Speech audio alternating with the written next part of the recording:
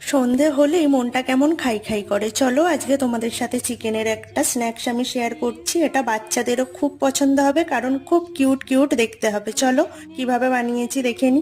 প্রথমে boneless chicken নিয়ে তার মধ্যে আদা রসুন বাটা, নুন, গোলমরিচ গুঁড়ো, লঙ্কা গুঁড়ো, তন্দুরি মশলা, ভিনিগার এবং কর্নফ্লাওয়ার দিয়ে আমি আধ ঘন্টার জন্য ম্যারিনেশনে রেখে দেব।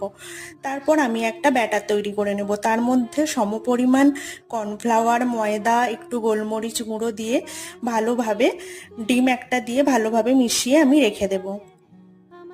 তারপর আমি অন্যদিকে ক্যাপসিকাম, পেঁয়াজ এবং টমেটো ভালো করে কিউব করে কেটে রেখে দিয়েছিলাম। এবার দেখো এইভাবে টুথপিকের মধ্যে একটা একটা করে গেঁথে আমি সবগুলো বানিয়ে নেব। তারপর আমি কড়ার মধ্যে তেল গরম করে তার মধ্যে এগুলো দিয়ে দেব, দিয়ে ভেজে তুলে নেব। কড়াইয়ের মধ্যে আমি এদিকে রসুন কুচি দিয়েছি, তার মধ্যে আমি বিভিন্ন রকম সস দিয়েছি। তার মধ্যে ছিল chilli sauce, tomato sauce, soya sauce. তাহলে